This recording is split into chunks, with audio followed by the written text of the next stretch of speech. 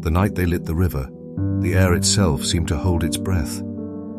It was not the stillness of peace, but the pause before something ancient stirs, the kind of silence that presses against the ribs and makes the heart beat too loudly in the chest. The townsfolk gathered along the banks of the Blackwater, their boots sinking into the damp earth, their eyes fixed on the slow black current. The river had always been a thing of unease, too deep, too dark, too quiet. But tonight it was dressed for ceremony lanterns, dozens of them, bobbed on the surface, each one cradling a trembling flame. They should have danced in the water's reflection. But the river gave nothing back. The light vanished the moment it touched the surface, as though the current drank it down. Some said it was the cold that made them shiver. Others knew better. From the far bank, the widow Harrow stood apart, her veil drawn low. She had not spoken in years, not since her husband's body was pulled from this same river, with his eyes wide open and his mouth full of silt. Yet tonight, her lips moved. No one could hear the words, but the shape of them was wrong. Too many syllables, too many teeth showing in the dark. The mayor cleared his throat, his voice brittle. "Let the river take what it will, and leave us in peace." The crowd murmured the words back. Though not all of them believed in peace anymore, a boy, no more than 12, leaned too far over the bank, peering into the black. His mother yanked him back, but not before he gasped. "Faces," he whispered, trembling. "They're under the water." Praying, the widow Harrow's veil shifted, just enough to reveal the curve of a smile. The wind rose, carrying with it the smell of wet stone and something sweeter. Like flowers left too long in a sealed coffin, the lanterns drifted downstream, their flames flickering as if in answer to some unseen breath. And then the singing began. It was not loud, nor was it in any tongue the living claimed to know. It came from the water, low and resonant, vibrating through the boards of the dock and the marrow of the bones. The sound was neither male nor female, neither young nor old. It was the voice of the river itself. And it was calling one by one.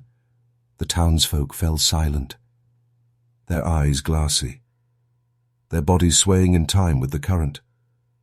The boy clutched his mother's skirts, but she did not look down at him. Her gaze was fixed on the lanterns, her lips moving in time with the song. "Don't listen," the boy hissed, but his voice was swallowed by the wind. The widow Harrow stepped forward, her boots leaving no mark in the mud. She reached the edge of the bank and extended her hand over the water. The nearest lantern drifted toward her, as if pulled by an invisible thread. She cupped it in her palm, though the flame did not burn her. "It is time," she said, her voice carrying across the water like a bell tolling in fog. The river answered with a ripple, and the faces beneath the surface grew clearer, pale, bloated, their eyes open and unblinking, their mouths moving in perfect unison. The prayers were louder now, though still in that language no one should know. The boy screamed. The lantern in the widow's hand guttered, then flared, spilling light across the water.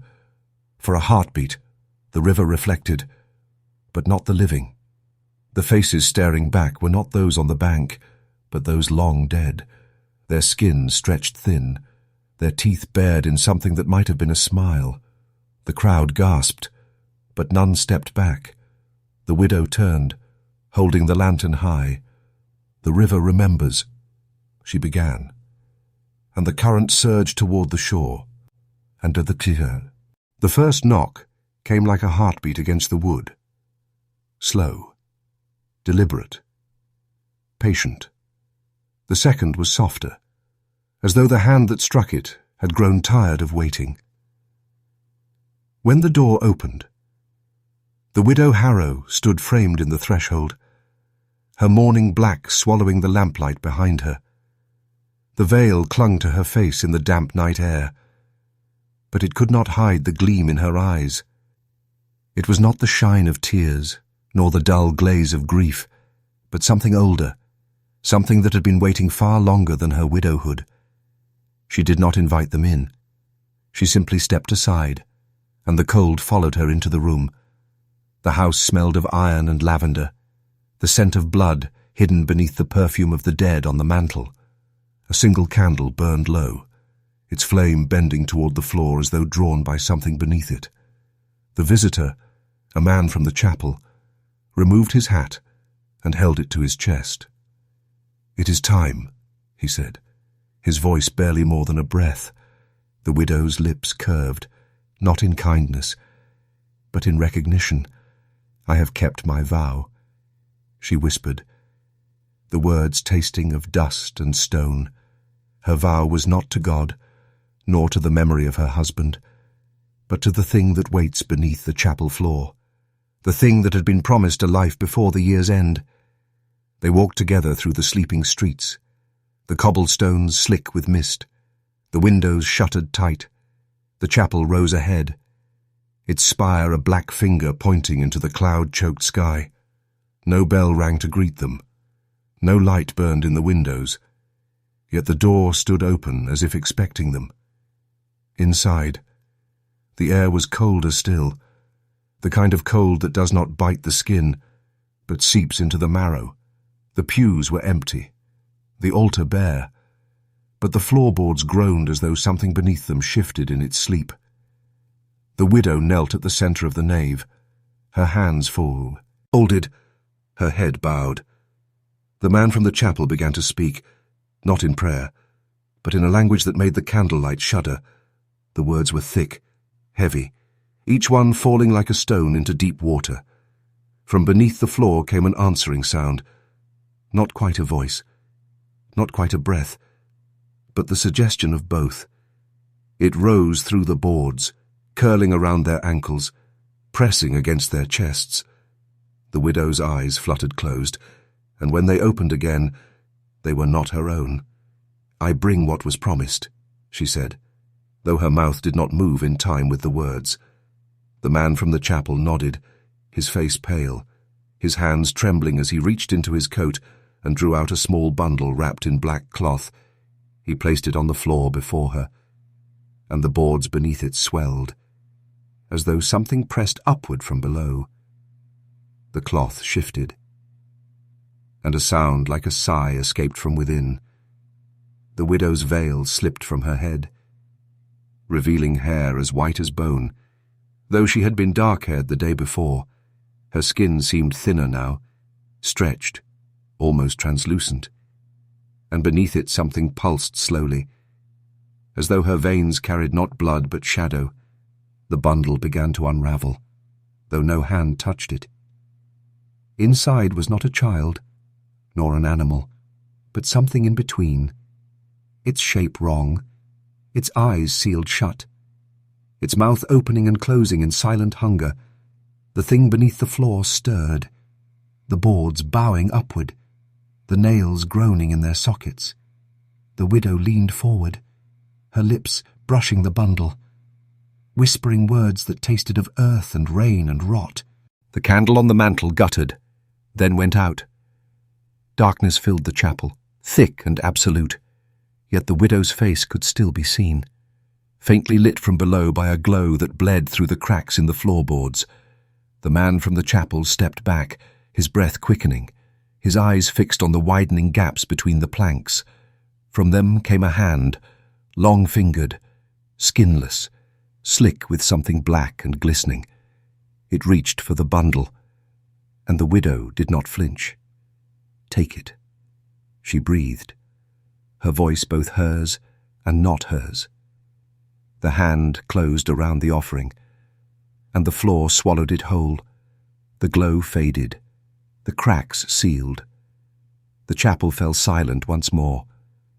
The widow rose, her veil in her hand, her eyes empty now, as though whatever had looked out from them had gone back below. The man from the chapel tried to speak, but his voice failed him. She turned to him, her mouth curling into that same not smile. "It will want more," she said. and stepped past him into the night. Outside, the mist had thickened, swallowing the street, the spire, the stars. The widow walked into it without looking back, her black dress vanishing into the white. Somewhere behind her, beneath the chapel floor, something shifted again, as if rolling over in its sleep, and in the silence that followed, the candle on the mantel relit itself, though no one was there to see it, its flame bending once more toward the floor. The rope tightened around the priest's wrist, the faces pressing closer, the shimmer breaking like water, and from the crack between worlds, something began to step through. The frost came early that year, not with the soft lace of winter's first breath, but with the brittle bite of something that wanted the earth to crack and bleed.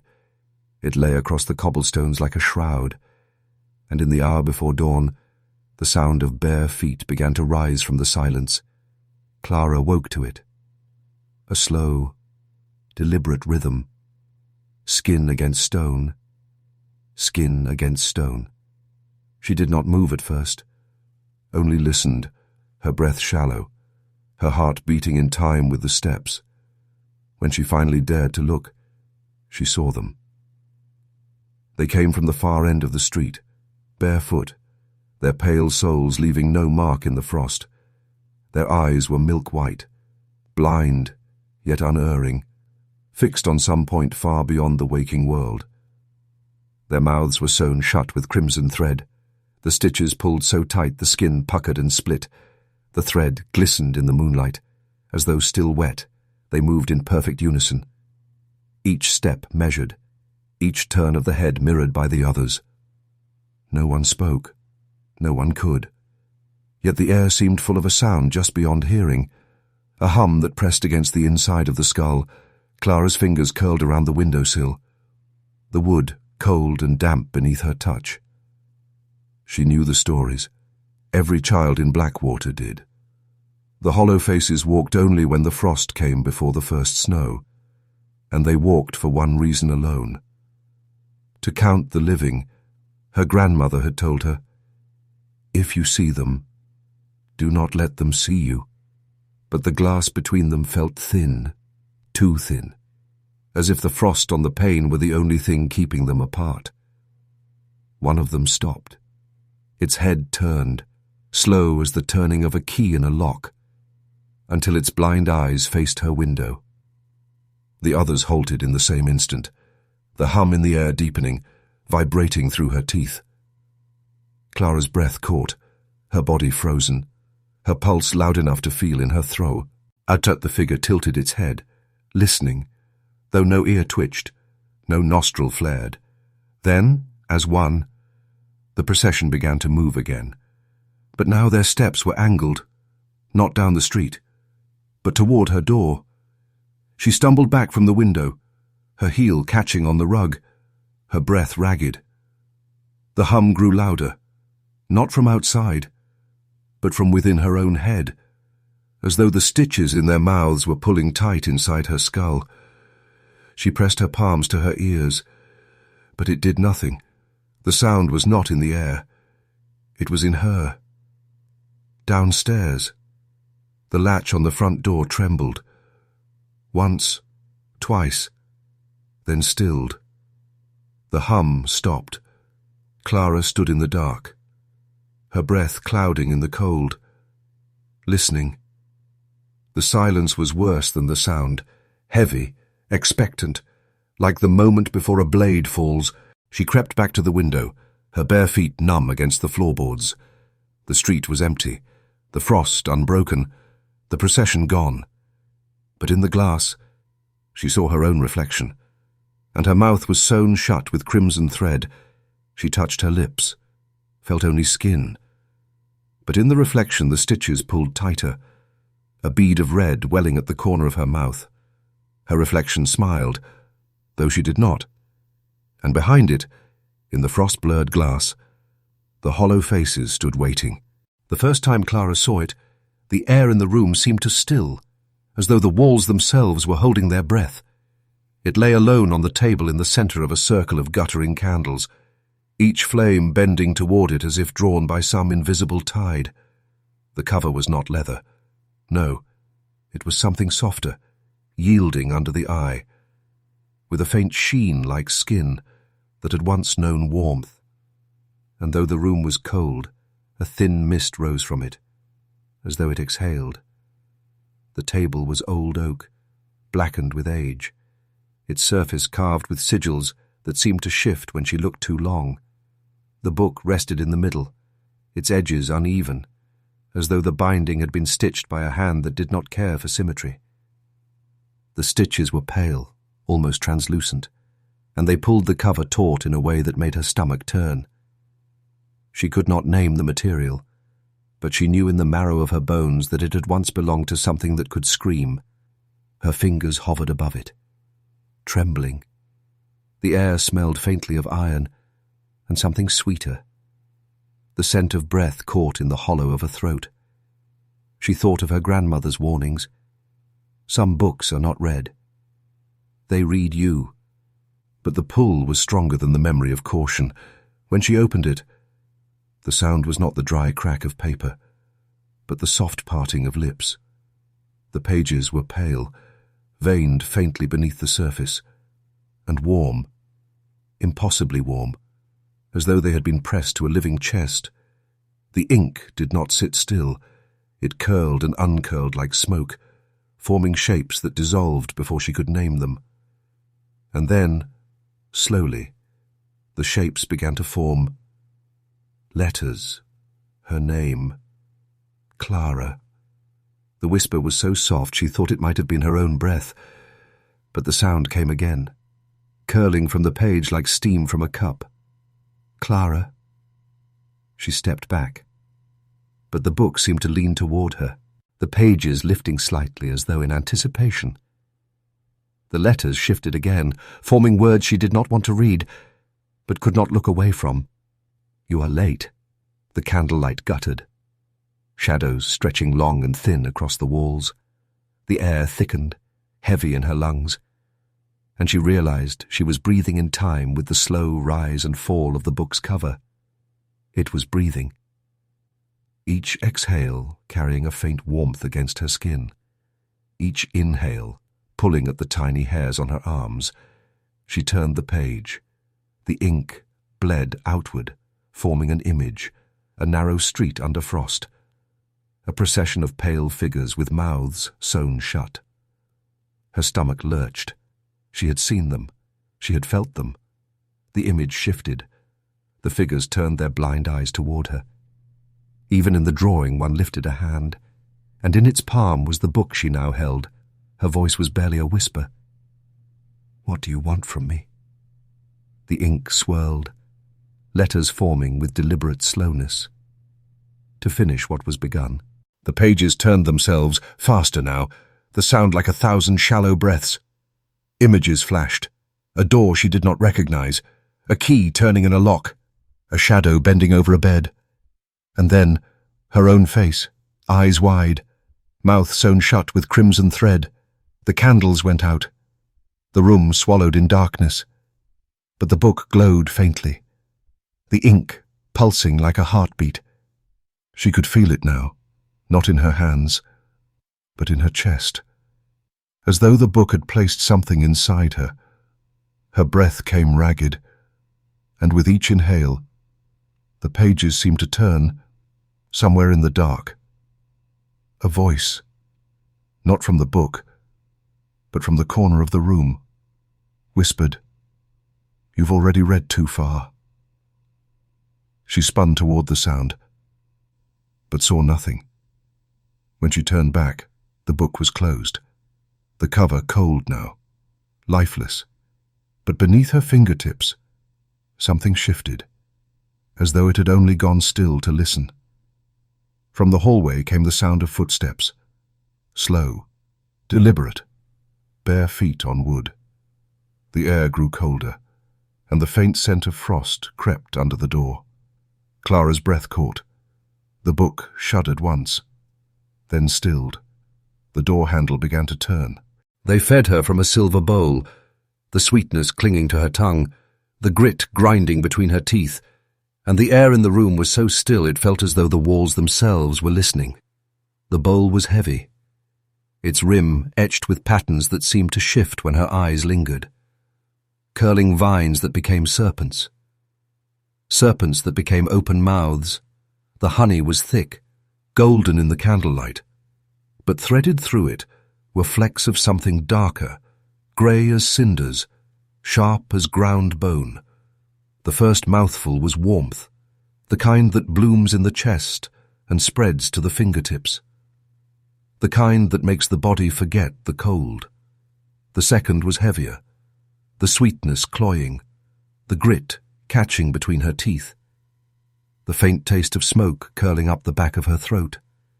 By the third, she could no longer tell where the honey ended and the ash began. The two had become one, inseparable, inevitable, around her. The hall stretched long and low, its beams blackened with age, its walls hung with faded banners that sagged like tired lungs. The air smelled of beeswax and burnt wood, of something sweet rotting slowly in the dark. Shadows clung to the corners, thick as cobwebs, and in those shadows she thought she saw movement, the slow shifting of figures that did not wish to be seen. They stood behind her chair, silent, their faces hidden beneath veils the colour of old parchment. Their hands, pale and thin, emerged only to lift the spoon, to guide it to her lips, to scrape the last traces from the bowl's edge.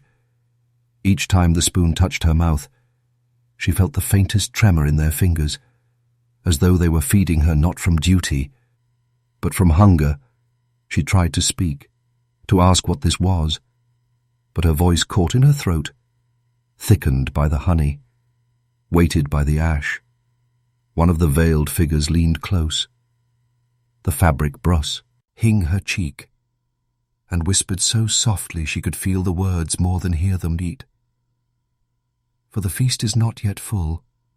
The spoon returned, and she obeyed. Though each swallow seemed to draw something out of her, as though the sweetness was not feeding her, but taking from her in return. The candles along the table burned low, their flames bending toward her as if drawn by her breath. The silver bowl never emptied, no matter how many mouthfuls she took, the honey and ash swirling together in slow spirals, like a storm seen from above. Her tongue grew numb, her jaw heavy, yet still the spoon came, and still she swallowed. She began to notice the banners on the walls, each one embroidered with a scene, a procession of pale figures, a book bound in something soft and warm, a door half open to a frost-covered street, and in the last banner, a woman seated at a long table, a silver bowl before her, her mouth open, her eyes wide, her skin pale as wax. The woman's face was her own. Her breath quickened, the spoon paused, the veiled figure's head tilting in a slow, unnatural arc. "Do you taste it? Yet?" The whisper came again. The joining, the binding, the end of hunger. She shook her head, but the spoon pressed against her lips, and she swallowed once more. The ash was heavier now, coating her tongue, sinking into her teeth, the sweetness only a memory. Her vision blurred, the candlelight smearing into long golden streaks, the shadows at the edges of the hall drawing closer. Somewhere beyond the table, a low hum began, the sound of many voices breathing in unison, the air thickening with it, pressing against her skin. The veiled figures stepped back, their hands folding in front of them, their heads bowed toward the bowl. The hum deepened, and she realized it was not coming from the room, but from inside her, from the place where the honey and ash now lived. She looked down and saw that the bowl was no longer silver, but bone. The carvings along its rim no longer vines, but rows of tiny faces, each mouth sewn shut with crimson thread. The honey within was black now, and it moved, slow and deliberate, as though something beneath its surface was breathing. Her chair scraped back, though she had not moved, and the veiled figures parted to make a path at the far end of the hall. A door stood open. Beyond it, only darkness. And the hum within her chest pulled her toward it. The bowl was in her hands now, though she did not remember taking it, its weight anchoring her steps, its contents rippling with each movement as she neared the doorway. The darkness beyond shifted, and she saw the faint glimmer of eyes, too many to count, watching, waiting. The hum became a single word, drawn out, low and resonant, her name. She stepped across the threshold, and the door swung shut behind her without a sound. The bowl in her hands grew warm, then hot, the black honey within beginning to rise, to swell, to spill over the edges in slow, glistening threads. It touched her skin, and where it touched, it sank in, vanishing beneath the surface, leaving only a faint shimmer, like frost under moonlight. From the dark ahead, something moved closer, its breath sweet as honey, its voice dry as ash. Now, you will feed us. It was not the mask that unsettled her first. It was the way the air seemed to bend around him, as though the room itself leaned away from his presence. The mask's painted smile was wide and fixed, the red of its lips too bright, the curve too precise, and beneath it the skin was not his own. It shifted when he spoke, a slow ripple, as if eager to slip free and find another face to cling to. The hall was narrow, lit only by a row of oil lamps that hissed and guttered in the damp air. Shadows clung to the beams overhead, long and heavy, like the wings of some great bird folded in weight. He stood at the far end, motionless, the mask tilted slightly, as though listening for something only it could hear. The painted eyes were wide and unblinking, their black pupils ringed with gold, and though they did not move, she felt them on her, tracing the shape of her breath. She had been told of him in half-spoken warnings, the man who was not a man, the mask that was not worn but wearing. They said it had been carved from the face of a saint, or perhaps from something older, something that had never been human at all. They said once it chose you. It would never let you go. He began to walk toward her, each step slow, deliberate, the sound of his boots muffled as though the floor feared to echo him. The mask's smile did not change, but the skin beneath it shifted again, a ripple that passed from cheek to jaw to throat. She thought she saw the faintest seam along the edge, where the mask met the flesh. But the seam moved, sliding like the mouth of a fish opening and closing in the dark. You came. The voice was low, almost kind, but there was a weight to it, a pressure that seemed to settle behind her eyes. She did not answer. Her tongue felt heavy, her throat dry. You came, so you must have known. The lamps flickered, and for a moment the mask's painted smile seemed to widen, the gold in its eyes catching the light like a predator's. He stopped only a few feet away, the air between them thick, tasting faintly of iron and something sweet. She could see now that the mask was not tied or strapped, it simply clung, the edges sinking into the skin as though it had grown there, and beneath the painted surface, something moved, slow and restless, as though the mask was breathing. Do you want to see it? The whisper was so close she felt it against her ear, though he had not moved. Her breath caught, her body answering before her mind could. A small shake of the head. The mask tilted, the painted smile holding, but the skin beneath it rippled again, this time more violently, as if straining against some invisible tether. The lamps hissed louder, the shadows on the walls stretching, bending toward them. She realized the shadows were not cast by the lamps at all. They were cast by him, but they did not match his shape.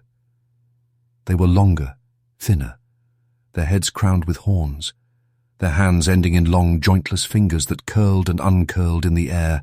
He reached up, one gloved hand brushing the edge of the mask, and the skin beneath it shivered like something alive.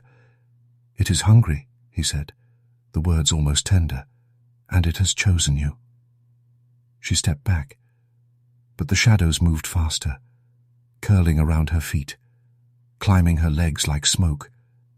The air grew colder, the sweetness turning to rot in her mouth, and the mask's painted eyes seemed to brighten, the gold burning like molten metal. The skin beneath the mask began to push outward, pressing against the painted surface, distorting the smile into something jagged and wrong.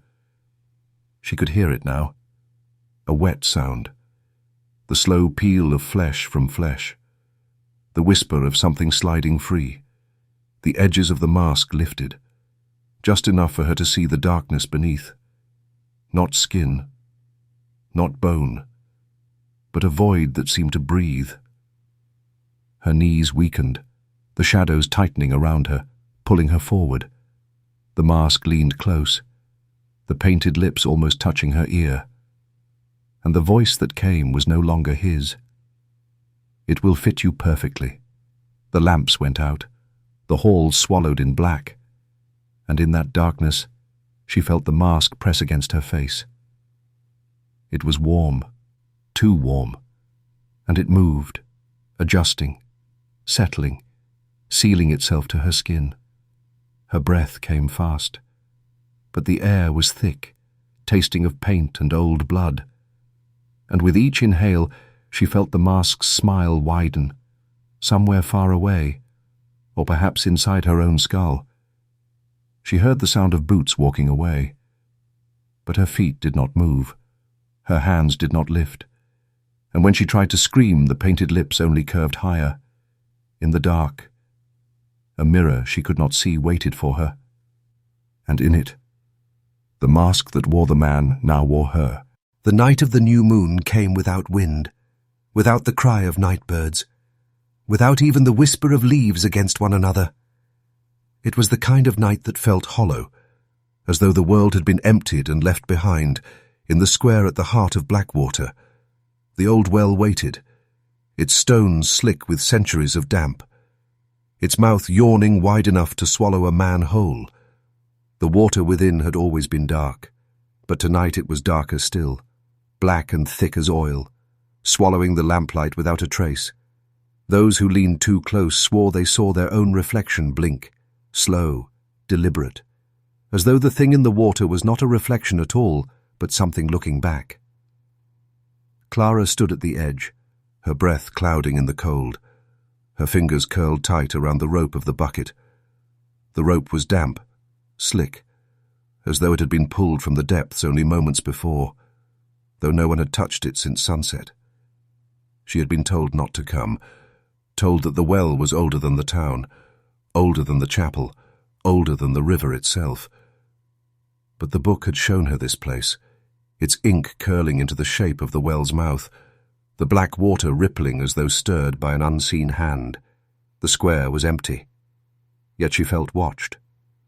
The shadows between the buildings seemed to lean toward her, stretching long fingers across the cobblestones.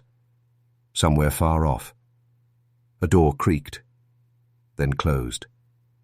The sound swallowed quickly by the night. She lowered the bucket, the rope whispering against the stones. The sound too loud in the stillness. When the bucket touched the surface, the water did not ripple. It simply accepted it, as though the surface were not liquid at all, but a skin. She began to pull, the rope heavier than it should have been, the weight growing with each turn of the crank, halfway up. The rope jerked, once, twice, a key, as though something below had taken hold. Her breath caught, her hands tightening on the wood, but she kept pulling. When the bucket cleared the lip of the well, it was not water that filled it. It was black, thick, clinging to the sides, and in its surface she saw her own face, pale, wide-eyed, and smiling. She was not smiling. The reflection's lips moved, though hers did not, forming words she could not hear but felt in her bones. Her fingers loosened, the bucket tilting, the black liquid sliding back into the well with a sound like a sigh. The rope went slack, but the sound of the sigh did not fade. It deepened, became a low hum, vibrating through the stones beneath her feet, through the air in her lungs. She stepped back, but the hum followed, curling around her like smoke. The surface of the water began to move, slow spirals spreading outward, though no wind touched it. From the center, something rose. Not a hand, not a face, but a shape, tall and thin, its edges blurring as though it were made of the water itself. It had no eyes, yet she felt its gaze, heavy, unblinking, pressing against her skin. "You brought it here."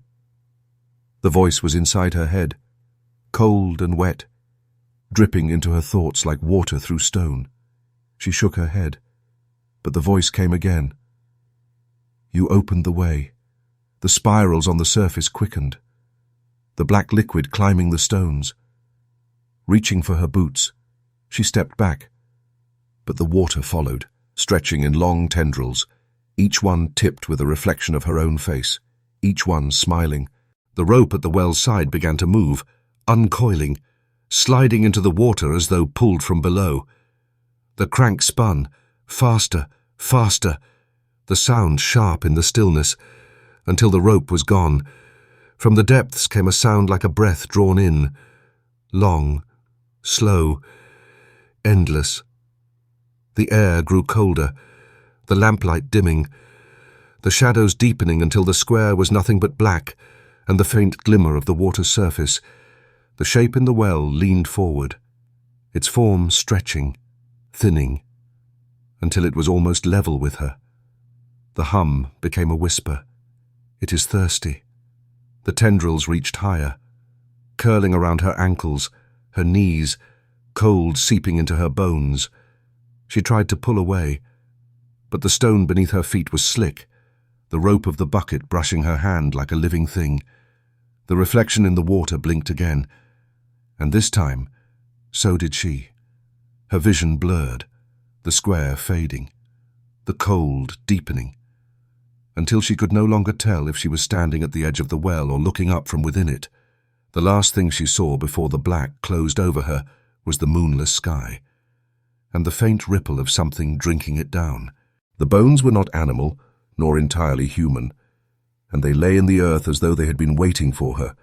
Each one hummed faintly, a low, steady vibration, as though remembering the last breath it had heard.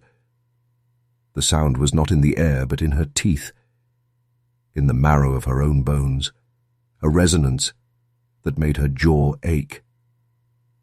They had been unearthed in the hollow behind the chapel, where the grass grew pale and brittle, where the soil was the color of dried blood. No one in the village spoke of the hollow, not in daylight, not even in jest. But the old woman at the edge of the market had pressed a key into Clara's palm and whispered, "It will open the gate, but you must not step inside the circle." The gate was nothing more than two leaning posts of rotted wood, bound together by a chain so rusted it crumbled at her touch. Beyond it, the hollow yawned, a shallow bowl of earth ringed by stones that had sunk deep into the ground over centuries, and in the center, the bones arranged in a perfect circle, each one laid end to end, their pale surfaces etched with lines too fine to be carved by any blade she knew. The air was still, but the grass at the edge of the circle bent inward, as though drawn toward the bones. She stepped closer, her boots sinking into the soft earth, the hum growing louder until it was almost a voice. Not words, not yet, but the shape of words forming in the dark. She crouched, her breath clouding in the cold, and reached out a gloved hand. The moment her fingers brushed the nearest bone, the hum broke into a whisper. "Do not break the ring." She jerked her hand back, her heart hammering. But the whisper did not fade. It slid along the inside of her skull, curling into her thoughts.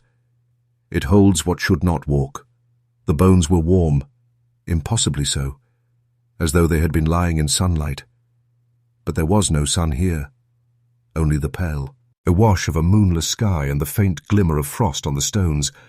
She circled the ring, counting the bones without meaning to, 33 in all.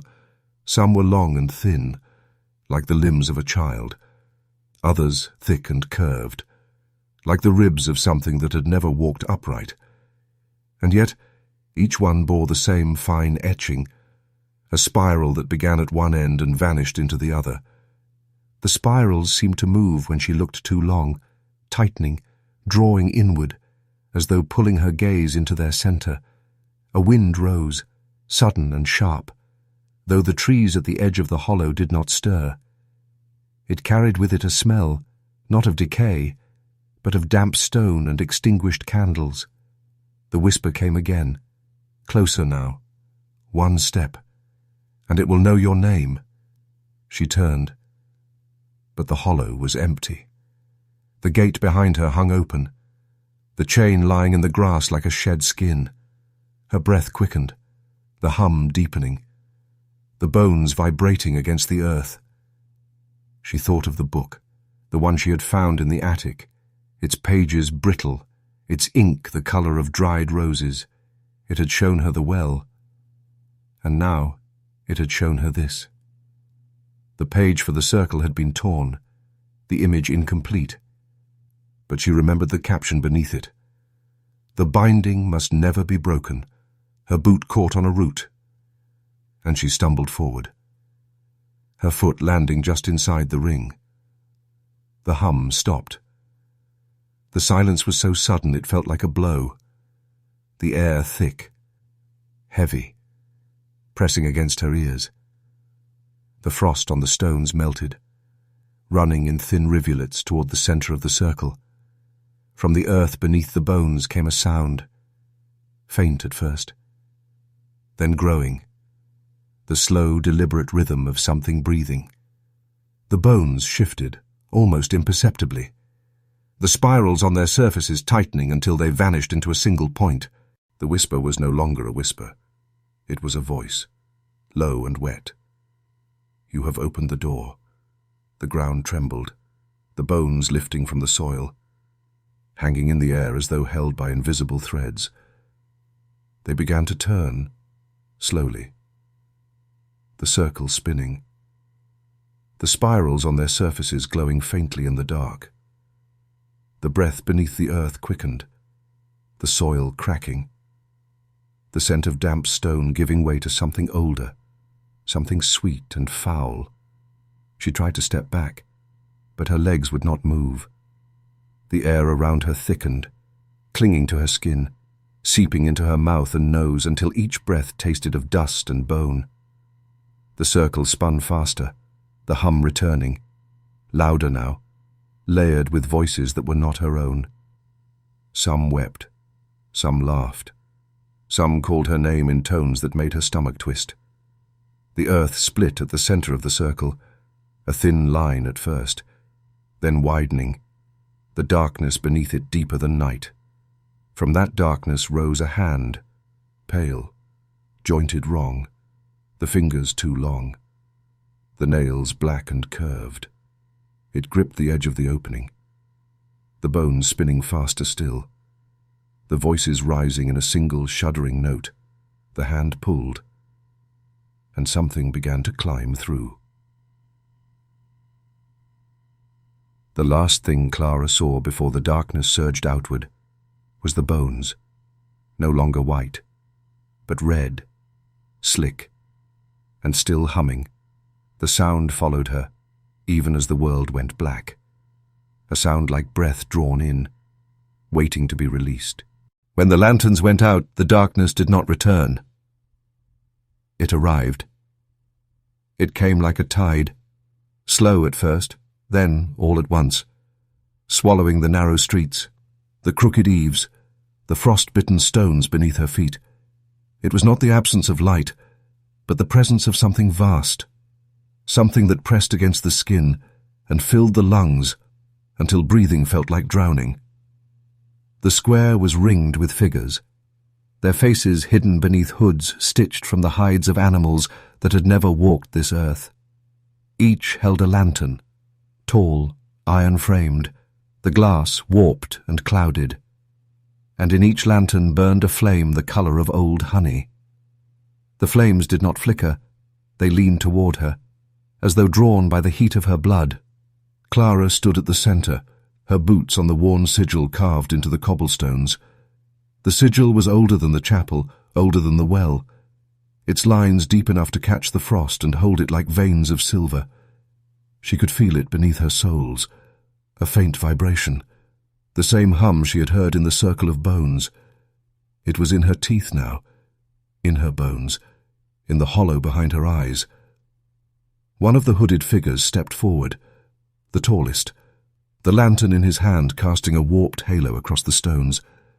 His voice was low, almost tender. "The light is not for you." Another voice, from somewhere behind her. "It is for what waits."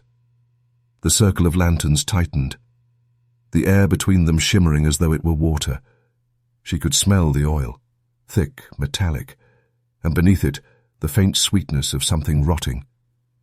The tallest figure raised his lantern, and the others followed, the flames bending higher, stretching thin, until they were no longer flames at all, but threads of light. The threads reached toward her, slow, deliberate, weaving themselves into a lattice that hung in the air. She tried to step back, but the cig, aisle beneath her feet, held her fast. The light touched her skin, cold, not warm, seeping into her like frost through stone. Her breath caught, her vision narrowing, the square fading until there was only the lattice and the faces behind the hoods. "You will not go screaming." The voice was inside her head now, soft as a lullaby. "You will go willing." The lattice tightened, the threads sinking into her skin, pulling something from her. It was not pain, not exactly, but a hollowing, as though her thoughts were being poured into the air. She felt her mouth curve, not by her own will, the smile stretching slow, unnatural, until it ached.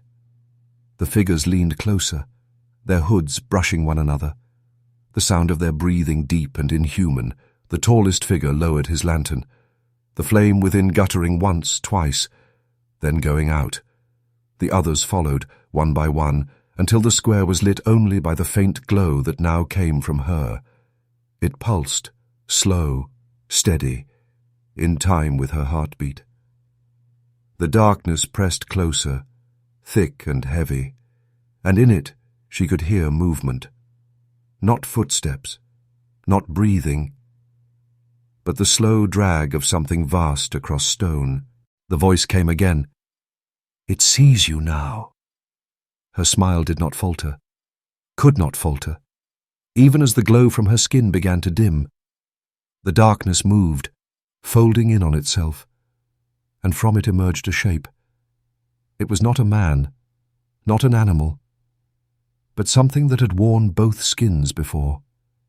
Its eyes were pits, not empty but filled with a light that burned without flame. The cult did not touch her. They only stepped back, their lanterns dark, their faces hidden. The shape moved into the sigil, its edges blurring, its form bending the air around it. It leaned close, so close she could feel the cold radiating from it. And for a moment, the hum in her bones stopped. Then it placed something in her hands, small, heavy, and warm.